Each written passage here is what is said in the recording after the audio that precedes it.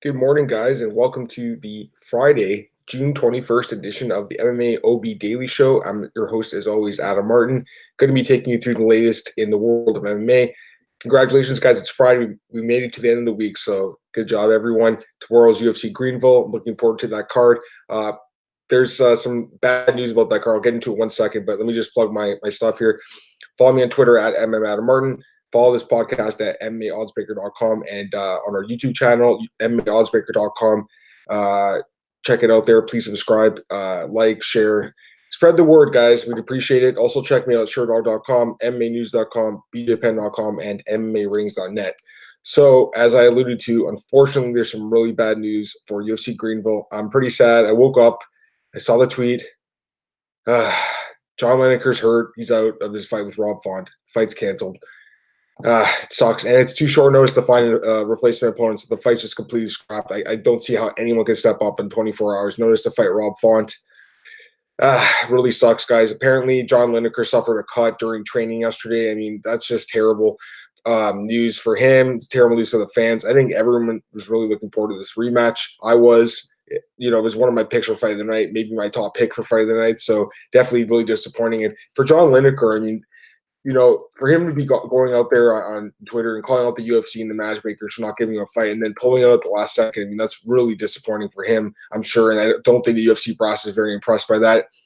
The other thing I'll say about Jon Lineker is, and I love the guy, I mean, he's an awesome fighter, probably one of the most underrated guys in the UFC, I think, just based on his record and just the standing in the UFC. But he's pulled out quite a few fights.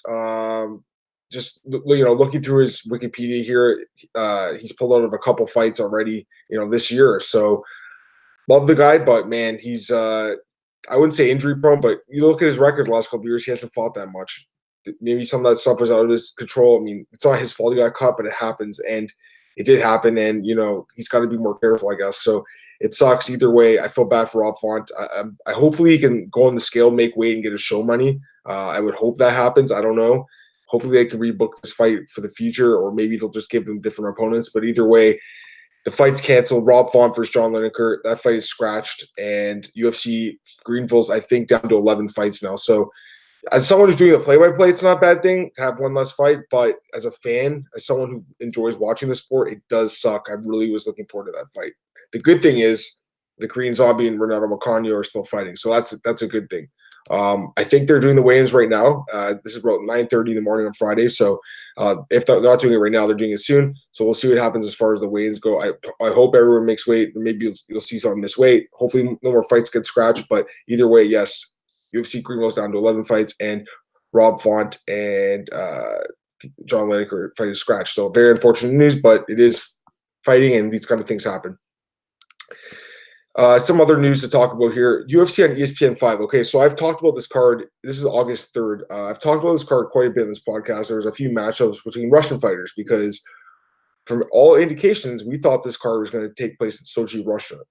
A few weeks ago, I think it was at UFC 238, a reporter asked Dana White about the card, and he said, no, this is not happening in Sochi. And they asked him, is it happening in another Russian city? He just said, I can't tell you that. Well, now we know that it's supposed to happen in Newark, New Jersey, so completely different part of the world. But I'm also seeing that Kombachi saying the fight's going to happen in Manchester, England. So very confusing, guys. Very, very confusing situation here. The Prudential Center actually has the event listed in New Jersey. So I'm going to go with that. I want to assume that it is taking place in New Jersey, but it was strange to see that report today from Kombachi saying the fight's going to happen in Manchester. So I don't know if that's if they're wrong about the date. I'm not too sure about that. Like, Kombachi's really good with getting their news right, so I'm a little confused. The only thing I can think is, as UFC doing two cards in one day, I really hope not. I hope they're not going to do that. A morning card and then an afternoon card or whatever. That would be overkill. They have tried to do that in the past, I believe, and it's too much. So actually, they did do. I remember there was like a card in Germany. It was like a few years ago, and then there was another one the same day, I believe. So hopefully it doesn't happen. I think that's too much fights for one day, personally, but we'll see. Anyways, it is worth noting that we're seeing different reports about the date, or sorry, not the date, the location, but the date remains the same, August 3rd. Right now, I'm going to go assume it is New Jersey, and I'm assuming that there was some issue with that, the Newark thing. or excuse me, with the Manchester thing. I'm going to say it's Newark. And if it is, we have one fight announced for it. Lauren Murphy's taking on Romero Borella. So I'll pull that out. That's a women's flyweight fight, I believe. Lauren Murphy. Let's pull her out. Lauren Murphy. Okay, so 35 years old now. Well, she's getting up there in age. 10-4 record. She is, what is her record? 2-4 in the UFC. So she's struggled in the UFC. She's coming off of a decision loss to Sahara Eubanks. That was last June. So she hasn't fought in a while, over a year now. She does have some decent wins in her resume. Barb Honchak, that was a good win. Sarah D'Alio, Miriam Nakamoto, that was a big win for her at the time. Caitlin Young. So she's a decent fighter, good grinder. Never been finished. All her losses by decision. She fought Nico Montano on the show and lost. Now she's taking on Romero Borella. I should note this fight was actually scheduled for UFC 240, so it was moved to this card. In New Jersey, Romero Borella, 33. She's from Italy, 12-5-2. 12-5-2 no contest, I should say, not two draws. She's 2-1 in the UFC, coming off a split decision win over Taylor Santos. Before that, lost to Kaylee Chagan and also beat Kalinda Faria in the UFC. She has a couple other fights, notable opponents. Not really, though, actually. Those are probably most notable opponents. I guess Liliana Dudieva in Invictus, she won that fight. But yeah, overall, I think I have talked about this fight like maybe a few months, like a month ago or something. I'm not sure if it was on the podcast or back when I did the odds and ends. But I'd have to go with Lauren Murphy here in this one. I mean, just based on the grinding, the wrestling ability, the cardio.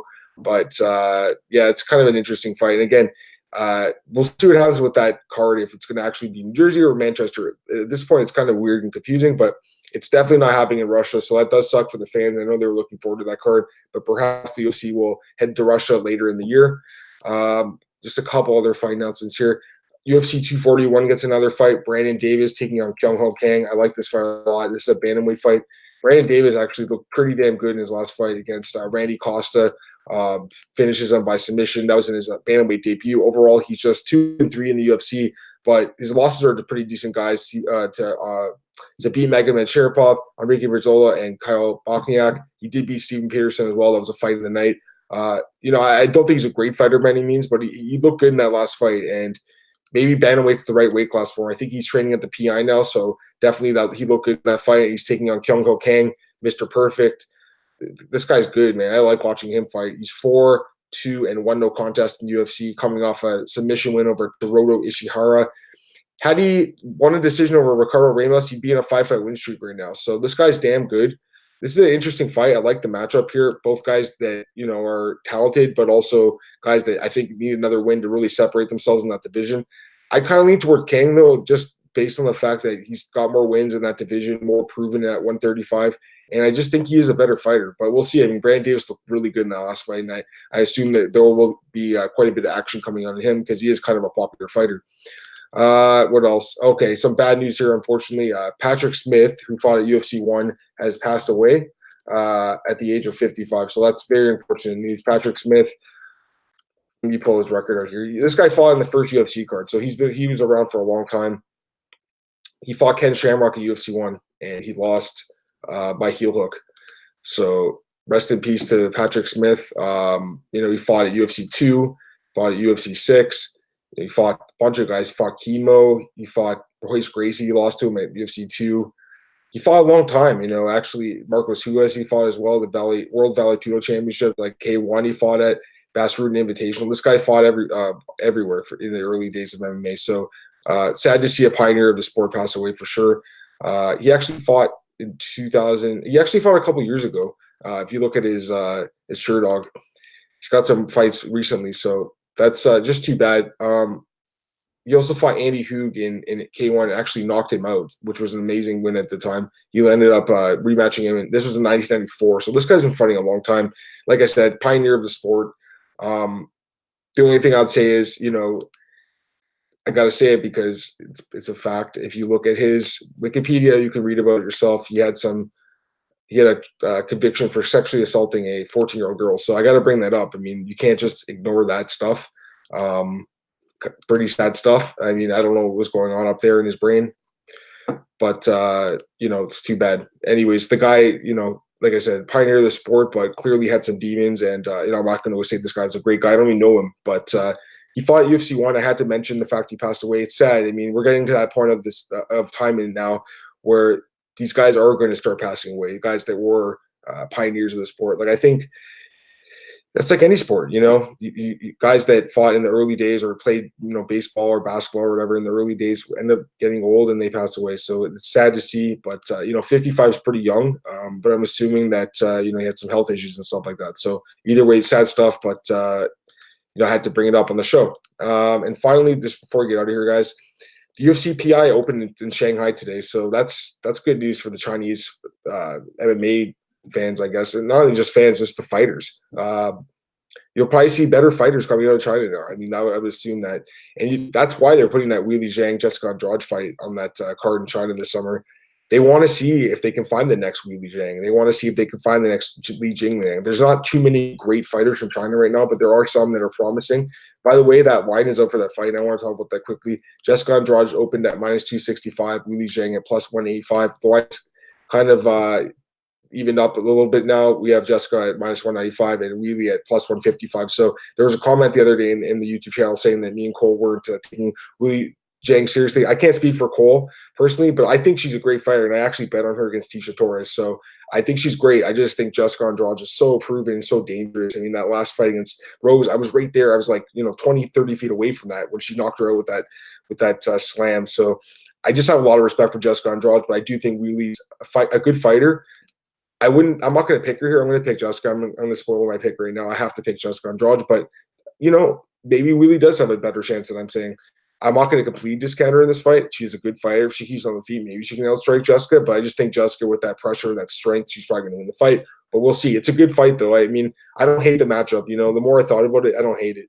And to be honest with you, I didn't really want to see Michelle Waterson fight for the title anyways. I don't see anything about her game that makes her dangerous to Jessica Andrade. She's a good grappler, I guess, but I don't see anything about her game. I think at least Weili has that upside where she could possibly have a great performance that we don't expect from her and come out there and win. But this all happened because Tatiana Suarez had a bad performance. If she had a good performance and if she didn't get hurt, she'd probably be fighting for the title right now, but she needs another win or two. Anyways, I think that's all I want to talk about today, guys. A short show today, but there wasn't too much to talk about. I'm just going to quickly check the news to make sure I didn't miss anything that popped up at the last second. You know what? Actually, before I get out of here, there's one other thing. Jon Jones he had an Instagram post yesterday talking about just giving advice to young fighters, saying that don't sign with a management team that's taking 20% of your purse. Sign with someone that's going to do it for 10 and possibly 15 if it's a really good manager or something like that. But good advice I think for the champ here. I think a lot of young fighters they want to get their foot in the door. They want to get with some representation that they think is going to help them. But 20% of your purse is a lot of money. I always thought 10% was a good number personally, especially for MMA fighters where they don't make that much money. Of course, the managers don't make a lot either, but I think John's right. 20% is too much. I think 10 is a good number. Or like you said, 15 if the guy's really good. So I'm assuming he means like someone like Nakikawa, who's his manager. But definitely, good stuff here from the champ. He returns actually in 2 weeks against Thiago Santos. So crazy, but yes, that fight's coming up really soon. But of course, I'll have that preview for you in a couple weeks, guys. That's about it for today, though. Again, follow me on Twitter at MMAdamMartin. Follow this podcast at MMAOddsbreaker.com and check us out on YouTube. Please like, share, and subscribe. I appreciate that, guys. Tomorrow at Sherdog.com, I will be doing the play-by-play for UFC Greenville. I'm looking forward to that card. You can check me and Cole Shelton's preview. We did it 2 days ago right here at MMAOddsbreaker.com and on our YouTube channel. Please check the preview if you want to see our picks for the card. What else? MMARings.net. I posted one on Gegard Mousasi. That's out right now. MMAnews.com. I have a full preview of UFC Bellator 223. And BJPen.com. I have a couple news articles out that you can definitely check out. I'm always doing the news for them. So check all that stuff out, guys. I really appreciate the support. Again, May to Friday, guys. Congratulations. And the summer's here now. So summer's here. I'm looking forward to it, guys. It's going to be a great summer. Some great fights coming up. And I really appreciate the support. Have a great weekend, everyone. And I'll talk to you guys Monday. Enjoy the fights in UFC Greenville and in Bellator London.